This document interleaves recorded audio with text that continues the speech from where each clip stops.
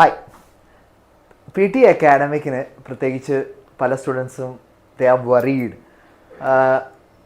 August 7 കഴിഞ്ഞപ്പോൾ 22 sections എത്തി. ഈ 22 സെക്ഷൻസ് മാത്രമല്ല, and it needs last minute preparation.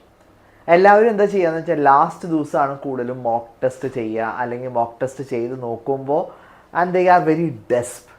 എങ്ങനെ ഇത് പ്രിപ്പയർ ചെയ്യും, ഏത് രീതിയിലാണ് നമ്മൾ കൃത്യമായിട്ടൊരു ഫോക്കസോട് കൂടി നമ്മുടെ എക്സാമിന് പ്രിപ്പയർ ചെയ്യേണ്ടത്. ഈ ഒരു വീഡിയോ നിങ്ങൾ ലാസ്റ്റ് മിനിറ്റ് പ്രിപ്പറേഷനെ ഒന്ന് പോളിഷ് ചെയ്യാൻ സഹായിക്കും. Short duration total exam time 2.25 മണിക്കൂറാണ്. ആൻഡ് ഈ 2.25 മണിക്കൂർ കൊണ്ട് നമ്മൾ ശ്രദ്ധിക്കേണ്ട പല സെക്ഷൻസും ഉണ്ട്. But problem arises, but we focus on each and every section and we want to polish each and every section with utmost efficiency. അത് പോസിബിൾ അല്ല. 22 സെക്ഷനും ഞാൻ ശ്രദ്ധിച്ച് കൃത്യമായി നോക്കാം, അതിനനുസരിച്ച് പെർഫോം ചെയ്യുക എന്ന് വെച്ചാൽ പോസിബിൾ അല്ല. ആൻഡ് രണ്ടാമത്തെ ഒരു കാര്യമുണ്ട്, എക്സാം പ്രിപ്പറേഷൻ നിങ്ങൾ തുടങ്ങുന്നുണ്ടെങ്കിൽ സെക്ഷൻ വൈസ് നിങ്ങൾ കൃത്യമാക്കിയിട്ടുണ്ടാവും എന്ന് പ്രതീക്ഷിക്കുന്നു. അതുകൂടാതെ നിങ്ങൾ മോക്ക് ടെസ്റ്റ് ചെയ്യുമ്പോൾ ആദ്യം if you are lacking in any of the sections, you are not prepared for any of the sections, prepare that section first well and then go for the ultimate mock test. That is what requires ultimate preparation scheme. But problem arises, നമ്മൾ section ചെയ്യാതെ കൃത്യമായി direct mock ടെസ്റ്റിലേക്ക് കടക്കും. അപ്പോൾ വേണ്ട രീതിയിൽ നമുക്ക് focus കിട്ടാതെ വരും. ആദ്യം സെക്ഷൻ വൈസ് പ്രിപ്പറേഷൻ ചെയ്യുക, എന്നിട്ട് മാത്രം മോക്ക് ടെസ്റ്റ് ചെയ്യുക. And if this is the day before the exam, leave it. Focus on the clarity aspect. Okay, 2.25 മണിക്കൂറാണ് exam. Advance scoring system with scores ranging from 10 to 90, fair and accurate evaluation. ഈ fair and accurate evaluation എന്ന് പറഞ്ഞാൽ മറ്റേത് proficiency exam, ഞാൻ പേര് പറയുന്നില്ല, P T ഒഴികെ ഏത് പ്രൊഫഷൻസി എക്സാമിന് നിങ്ങൾ പോയി കഴിഞ്ഞാൽ ചിലപ്പോൾ നിങ്ങൾ എന്താ പറയുക, റീവാലുവേഷന് കൊടുക്കുമ്പോൾ നിങ്ങളുടെ സ്കോർ ചിലപ്പോൾ കൂടാനും കുറയാനും സാധ്യതയുണ്ട്. But here, since the exam is clearly focused and assessed by AI, there is no room for error. കൃത്യമായിട്ടുള്ള ഒരു ഫോക്കസോട് കൂടിയാണ് നിങ്ങളെ ഒരുക്കുന്നതും അല്ലെങ്കിൽ നിങ്ങളുടെ എക്സാം അസസ്മെൻറ്റിന് പോകുന്നതും. പല സ്റ്റുഡൻസ് എന്നെ വിളിക്കാറുണ്ട്, സർ ഞാൻ റീവാലുവേഷന് കൊടുത്താൽ സ്കോർ കൂടാൻ വഴിയില്ല. എന്താ കാരണം എന്ന് വെച്ചാൽ AI അസിസ്റ്റ് ആണ്, കൃത്യമായിട്ട് അതിനുള്ളൊരു പാറ്റേൺ സെറ്റ് ചെയ്ത് വെച്ചിട്ടുണ്ട്. And it is highly focused on your accuracy. അപ്പോൾ കൃത്യമായിട്ട് നിങ്ങൾ എന്ത് മിസ്റ്റേക്ക് പറ്റിയിട്ടുണ്ടോ അത് പിൻ പോയിന്റ് ചെയ്തിട്ട് അവിടെ വെച്ചിട്ടുണ്ട്. So no revaluation works here. Only focus should be on the aspect where you have clarity and upgradation about sections. ഇനി ഇങ്ങോട്ട് വരാം. 20 സെക്ഷൻസ് അല്ല, 22 സെക്ഷൻസ് ആണ് നമുക്കുള്ളത്. ഇനി ഇവിടെ ശ്രദ്ധിച്ചാൽ ഒരു കാര്യം എപ്പോഴും ശ്രദ്ധിക്കണം. 22 സെക്ഷൻസ് ആണെങ്കിലും നമ്മൾ ഇതിൽ ഫോക്കസ് ചെയ്യേണ്ടാത്ത കുറച്ച് സെക്ഷൻസ് ഉണ്ട്. മൾട്ടിപ്പിൾ ചോയ്സ് പോലത്തെ സെക്ഷൻസ് ഉണ്ട്, അല്ലെങ്കിൽ ആൻസർ ഷോർട്ട് ക്വസ്റ്റ്യൻ അധികം ഫോക്കസ് ചെയ്യേണ്ട ആവശ്യമില്ല. ബട്ട് മൾട്ടിപ്പിൾ ചോയ്സിന് നമ്മൾ സമയം കളയേണ്ട ആവശ്യമില്ല. Majority chunk of the marks are there with different other sections. ഞാനത് അടുത്ത വീഡിയോകളിൽ പറയുന്നതായിരിക്കും. ആൻഡ് ഹിയർ എന്താണ് നമ്മൾ ടെസ്റ്റ് ഡേ പ്രിപ്പറേഷനിൽ ചെയ്യേണ്ടത്? അവിടെ നിങ്ങളുടെ ഇൻ്റർഫേസിൽ തന്നെ നിങ്ങൾ ശ്രദ്ധിക്കേണ്ട ഒരു കാര്യമുണ്ട്. നിങ്ങളുടെ മൈക്ക് വർക്ക് ചെയ്യുന്നുണ്ടെങ്കിൽ ആ വേവ് ഫോം അവിടെ വരുന്നുണ്ടോ എന്ന് ശ്രദ്ധിക്കേണ്ടതാണ്. അതർവൈസ് വാട്ട് ഹാപ്പൻസ്, നിങ്ങൾ എക്സാം എഴുതുന്നു and you feel I did it well, but when it comes with the exam result you scored less. That happens because ചിലപ്പോൾ മൈക്രോഫോൺ വർക്ക് ചെയ്യാത്തതാവാം. അങ്ങനെ ഒരിക്കലും ഉണ്ടാവാൻ സാധ്യതയില്ല, because it is all assessed and checked before the exam by the exam center, but still it is your responsibility to check the microphone. രണ്ടാമത്തേതാണ് ensure pen and notepad are working. നിങ്ങൾക്ക് കിട്ടിയ പേന അല്ലെങ്കിൽ sketch pen, marker കൃത്യമാണോ അല്ലെങ്കിൽ അത് working ആണോ എന്നൊന്ന് ശ്രദ്ധിക്കേണ്ടതാണ്. Otherwise what happens, നിങ്ങൾ എഴുതി വരുമ്പോഴത്തേക്ക് അത് എഴുതുന്നില്ല എന്ന് മനസ്സിലായി കഴിയുമ്പോൾ when you raise your hands to the invigilator to get you a spare pen or a paper, you lose your precious time. By that time the next question may have been done and you are left with only some few more questions. അപ്പോൾ അങ്ങനെ വരാതിരിക്കാൻ വേണ്ടി എന്ത് ചെയ്യണം? If you are a right hand വെച്ച് എഴുതുന്നവരാണെങ്കിൽ lift your left hand so that invigilator meanwhile can come and help you out. If you are a lefty, raise your right hand and so that invigilator, you attract the attention of the invigilator, meanwhile they come and help you out, you are able to continue with the exam. ഈ ഒരു കാര്യം ശ്രദ്ധിക്കണം. ഇനി മൂന്നാമത്തെ കാര്യം, keep pen caps on to prevent markers from drying out. Marker ആണ് നമ്മുടെ usual pen അല്ല, ആ ക്യാപ്പ് കൃത്യമായിട്ട് എഴുതി കഴിഞ്ഞാൽ അപ്പോൾ തന്നെ അടയ്ക്കാൻ ശ്രദ്ധിക്കുക. നമ്മൾ എക്സാമിൻ്റെ സ്ട്രെസ്സിലാവുമ്പോൾ പലപ്പോഴും വിട്ടുപോകുന്ന ഒരു കാര്യമാണ്, and then we struggle a lot. Okay, take calm, slight nervousness is normal. എക്സാമിൻ്റെ സമയത്ത് നോർമലാണ് സ്ട്രെസ് വരാൻ, നല്ലതാണ്. പക്ഷേ ഒരു ലിമിറ്റ് വിട്ട് നമുക്ക് സ്ട്രെസ് ഓവർ പവർ ചെയ്യുമ്പോൾ നമ്മൾ ലിസണിങ്ങിനെ അത് ബാധിക്കും. രണ്ടാമത്തെ കാര്യം, വി സ്പീക്ക് ലൗഡ്. ആ ഭയങ്കരമായിട്ട് നമ്മൾ ലൗഡായിട്ട് സംസാരിക്കുമ്പോൾ എന്താ വരുന്നതെന്ന് വെച്ചാൽ, ഒരു ലിമിറ്റ് വിട്ട് നമ്മൾ ലൗഡായിട്ട് സംസാരിക്കുമ്പോൾ you are also interfering with the other students who are appearing for the exam, and it creates a lot of interruptions, or you interfere in their exam performance. This should not happen, and for the clarity of this part, എപ്പോഴും ശ്രദ്ധിക്കേണ്ടത് നമ്മൾ ഒരു medium tone വെക്കുക, അല്ലെങ്കിൽ medium പിച്ചിൽ സംസാരിക്കാൻ ശ്രദ്ധിക്കുക. Otherwise you are interfering the exam, invigilator വന്ന് പറയും you have to reduce your voice, and that becomes a problem. അപ്പോൾ ഈ കാര്യങ്ങൾ നിങ്ങൾ ശ്രദ്ധയിൽ വെക്കണം. പലപ്പോഴും എൻ്റെ പല സ്റ്റുഡൻസിനും ഉണ്ടായിരിക്കുന്ന ഒരു സംഭവമാണ്, ഞാൻ ഇവിടുന്ന് പറഞ്ഞു വിട്ടിട്ടുണ്ട്. അവിടെ ചെല്ലുമ്പോൾ out of stress they speak very loud, and that creates a problem. Other students get distracted, they complain, and then by that time you lose your precious marks. അപ്പോൾ ഈ ഒരു കാര്യം ശ്രദ്ധിക്കുക. Remember, there is no negative marking in most PT academic questions. എവിടെയൊക്കെയാണ്? ചില sections മാത്രമാണ്, അത് multiple choice ആണ്, അത് ഹാർഡ്ലി 1% to 2% ആണ്.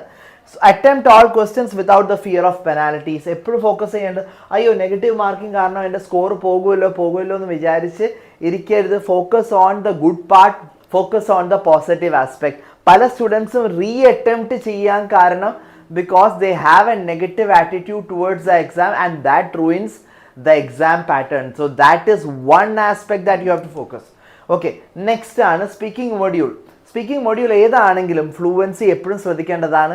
U are speaking out in the right way without any interruption. That is the first and foremost thing that you have to be focused on. Fluency തടസ്സപ്പെട്ടാൽ, that is maybe because of stress കയറി വരുമ്പോൾ fluency തടസ്സപ്പെടും. Lack of preparation fluency തടസ്സപ്പെടും. മൂന്നാമത്തെ ഒരു aspect ആണ് when you lack vocabulary you have fluency issues.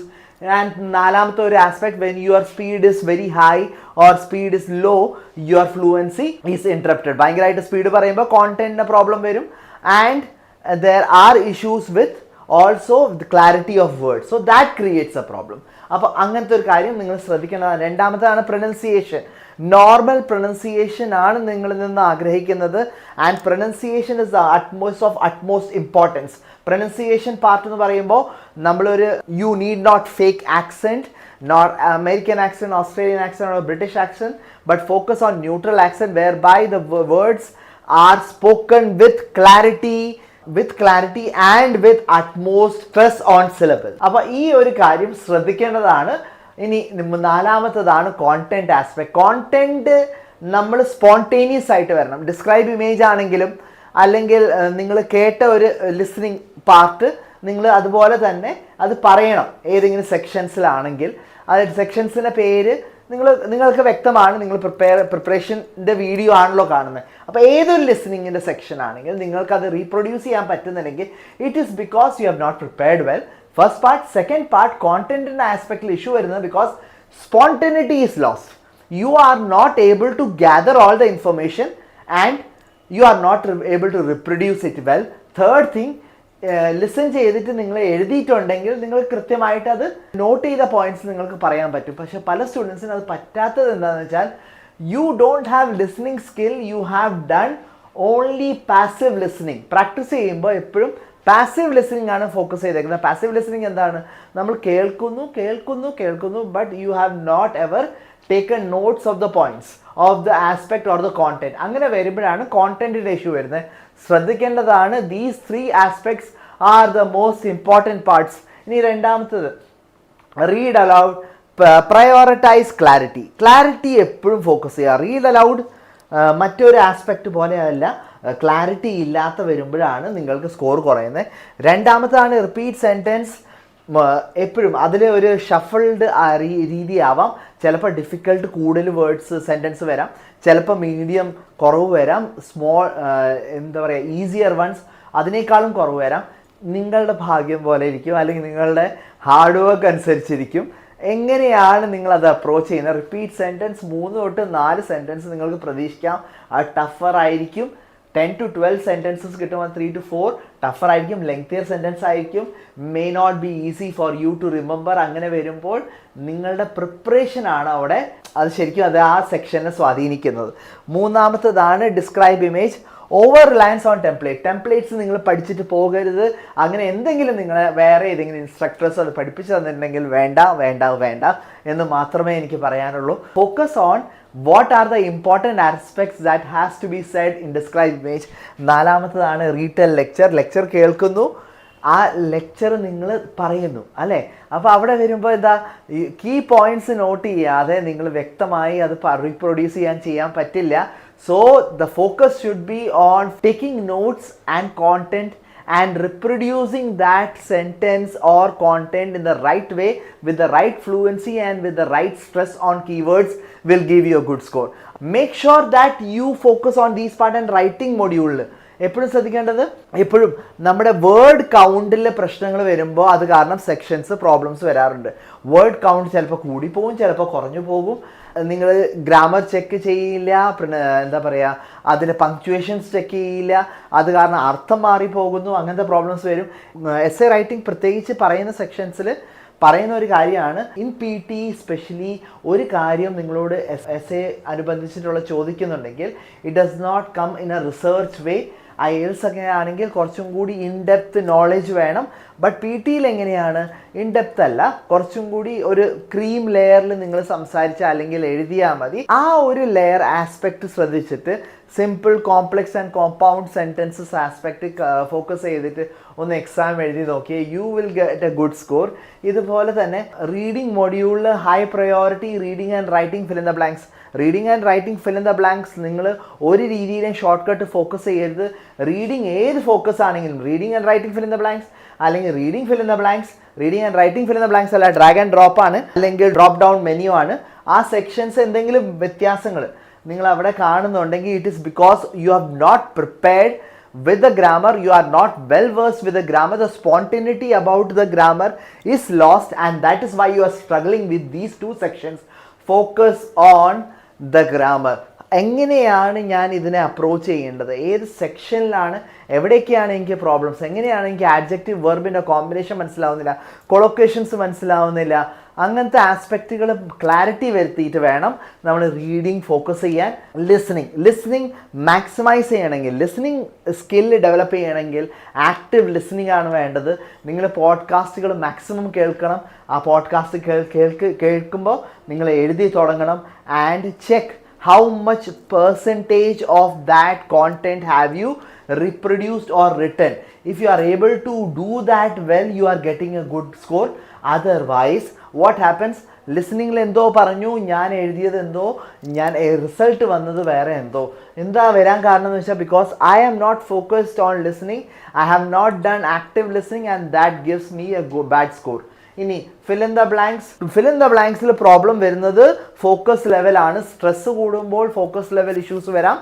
ഇത് ഞാൻ വീണ്ടും എടുത്ത് പറയുന്നത് വെച്ചാൽ this is my 8+ years of experience speaking and that is why most of the students go with a less score. Fill in the blank stress problems വരാം. ഇനി രണ്ടാമത്തതാണ് active listening കേട്ട് തുടങ്ങണം.